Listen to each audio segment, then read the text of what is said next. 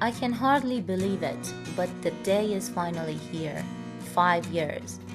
I can't really imagine it's been that long, nor what life was like before we found each other.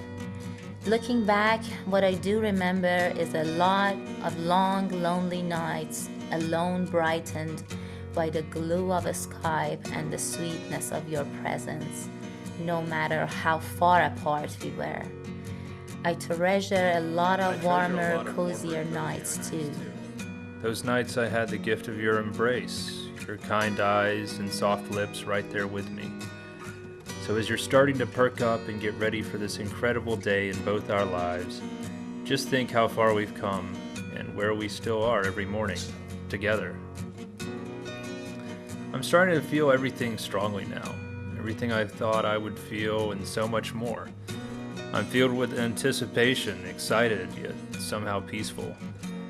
Yet somehow I'm overwhelmed, not by stress or nervousness, but by joy and gratitude. And I know we have what so few people have.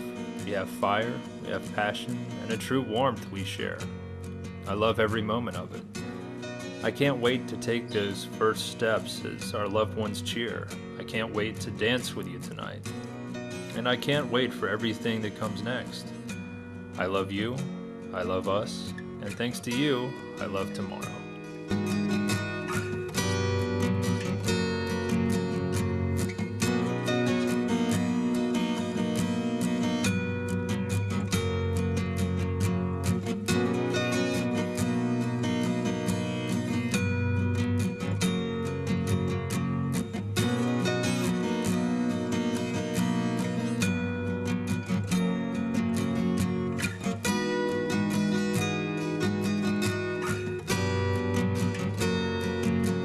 Hal, my dearest and my love, with the first hello on that morning of the pancake party, you brought meaning to my life. You filled my heart with beautiful things, and since then, wherever I go, I'm never lonely anymore. As much as I sometimes get mad at you, I love you to death. You hold my hands, and I never leave yours. Sahar, these past 5 years have been always entertaining, often challenging, ever unique, and the best of my life. And I can't wait to start the rest of them. So as your husband, I'll hold you first in my life, sacred above all others. I will keep you warm in the winter, hold you close when you're sick, make your tea in the morning, and be the one to wait for you and cherish you all the days of our lives.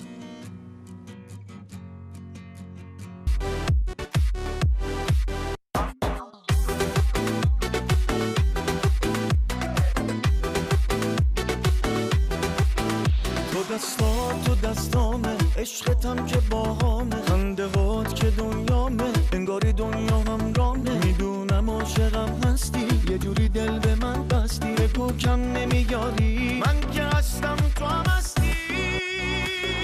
حالا که همه چی جوره جوره، دنیا هم دیگه مجبوره، من و تو هر کجا که باشی ما رو به هم برسونه. تو باشی رو به راهم، اینقدر خوبه حالم، یه جوری عاشقت هستم جز تو هیچی کم ندارم. حالا که همه چی جوره جوره، دنیا هم دیگه مجبوره، من و تو هر کجا که باشی ما رو به هم برسونه. تو باشی رو به راهم، اینقدر خوبه حالم، یه جوری عاشقت هستم جز تو هیچی کم ندارم.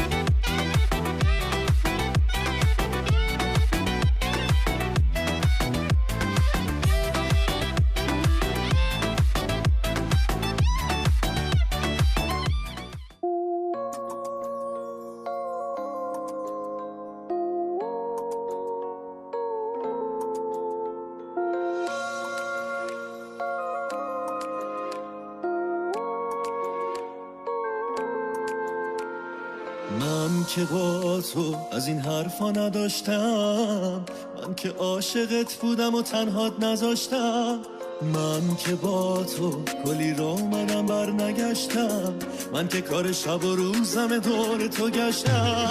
اون منو میخواد، اون منو میخواد، کسی جز من نمیخواد، دوستم داره و به هم میده، دلش اصلا نمیاد که بره تنها بذاره، قلبش برام بیقراره، عاشقشم آیا عاشقشم، موندی نظیر اون حرف نداره.